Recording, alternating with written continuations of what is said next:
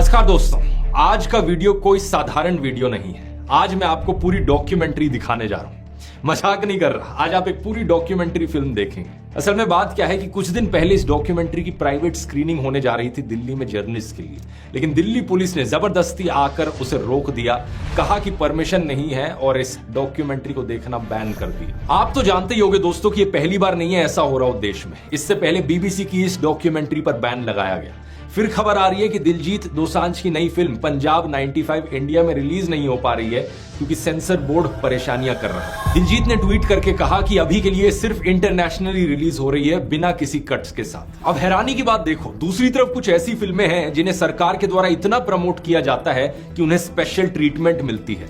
The Sabarmati report, Kerala story, accidental prime minister, Veer Savarkar, ये फिल्में ना सिर्फ सिनेमा हॉल में रिलीज होती हैं बाकी फिल्मों की तरह, बल्कि अक्सर इन्हें टैक्स फ्री भी बनाया जाता है। इनकी स्पेशल स्क्रीनिंग भी कराई जाती है पार्लियामेंट में मिनिस्टर्स के सामने, और प्रधानमंत्री खुद भी इनका प्रचार करते हैं ट्वीट करके, और वो भी तब जब ज्यादातर समय इन फिल्मों में झूठी कहानी और झूठा प्रोपेगेंडा भरा होता है। लेकिन अगर कोई ऐसी फिल्म हो जो इनकी आलोचना कर दे या किसी दूसरी पार्टी को थोड़ा फेवर कर दे तो वो डॉक्यूमेंट्री ही क्यों ना हो, उसकी प्राइवेट स्क्रीनिंग पर भी बैन लगा दिया जाएगा। ये जो डॉक्यूमेंट्री है जिसे आज आप देखने जा रहे हो, इस फिल्म को बनाने वाले लोगों ने मुझे रीच आउट किया इस घटना के बाद और पूछा कि क्या मैं अपने YouTube चैनल पर इसे रिलीज करना चाहूंगा। तो मैंने ये फिल्म देखी और सोचा क्यों नहीं। अगर इस तरीके से लोकतांत्रिक देश में आजादी को खत्म किया जाएगा तो मैं वो हर चीज करूंगा जिसकी जरूरत होगी आजादी को बचाने के लिए। ये जो सेंसरशिप का सिलसिला है, हम इसे आगे इस तरीके से चलते नहीं रहने दे सकते, इसलिए ये आज मैं रिलीज कर रहा हूं। ये डॉक्यूमेंट्री 2024 के उस दौर के बारे में है जब देश के इतिहास में पहली बार एक सिटिंग चीफ मिनिस्टर को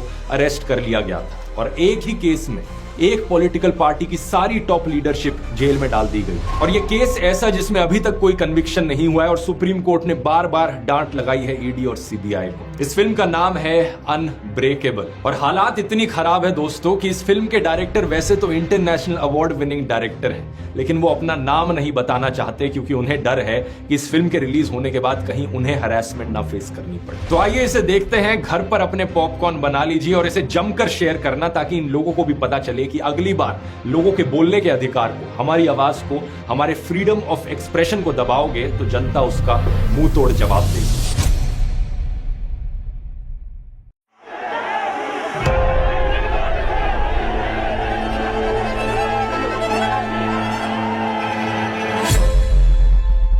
अरविंद केजरीवाल पहली बार सरकार बनाने में कामयाब हुए। 70 में 67 सीटें कोई सोच सकता है? 70 में 62 सीटें कोई सोच सकता है साहब? तो उसके बाद से विरोधियों को लगा कि नहीं भाई, ये तो जमीन पे जो है वो काम कर रहे हैं, लोग इनसे जुड़ रहे हैं।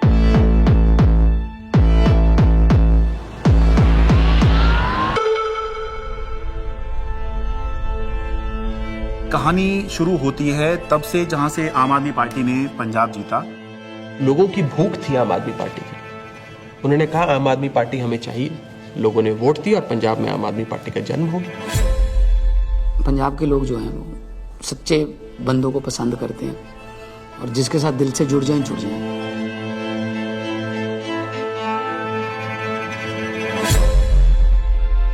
आम आदमी पार्टी गुजरात को भविष्य देगी। गुजरात की 6 करोड़ जनता के साथ मिलके एक नया गुजरात बनाएंगे जिसमें 24 घंटे बिजली होगी। और उसके बाद आम आदमी पार्टी गुजरात में जैसे ही घुसी तो वहां से एक दिल्ली के अंदर हमें चेंज आता हुआ दिखाई दिया।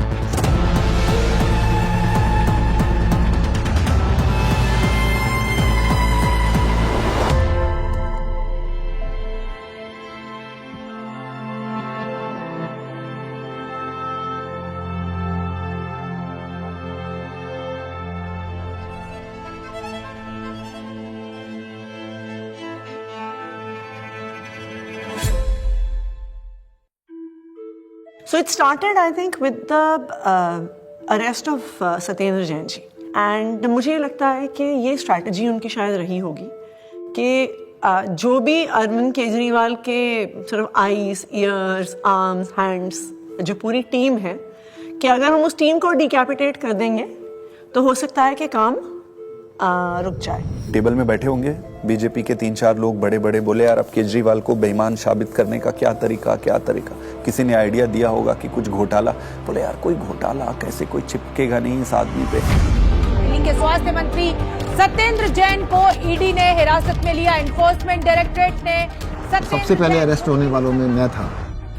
ऐसे तो कोई कर्म किए नहीं थे कि जेल चले जाएं। फिर मैंने कहा ऐसे कर्म भी नहीं किए थे मंत्री बन जाए।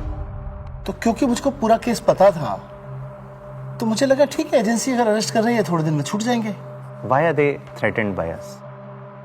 And the answer to me is very clear. आम आदमी पार्टी केवल एक सरकार या 10 नेताओं की पार्टी नहीं है। आम आदमी पार्टी एक सोच है। तब तक जो भी गिरफ्तार होते थे, पॉलिटिकल लोग भी जो गिरफ्तार होते थे, महीने में, 2 महीने में, 3 महीने में निकल के आ जाते थे।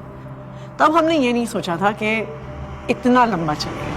अब ये जानकारी मिल रही है कि मनीष सिसोदिया को गिरफ्तार कर लिया गया है। इस वक्त की बड़ी सीबीआई बुलाया जाता था, ईडी बुलाया जाता था, उनके घर पे रेड हुई, उनके बैंक के लॉकर पे रेड हुई, दिल्ली सचिवालय में उनके ऑफिस में रेड हुई, उनकी यहाँ तक कि उनके पैतृक गांव में भी सीबीआई और ईडी वाले पहुंच गए थे। देखिए हाँ, हमें तो पता था कि आम आदमी पार्टी के किसी भी नेता के पास एक भी पैसा नहीं है, और मेरे ख्याल से आज ही ईडी और सीबीआई को भी पता है। मैं तो खुश था कि दिल्ली में एक ऐसी शराब पॉलिसी बनाई गई है जिसमें एक मॉल में 27 शराब की दुकानें थीं, वो अब कम हो जाएंगी और सरकार को रेवेन्यू बहुत ज़बरदस्त मिलेगा।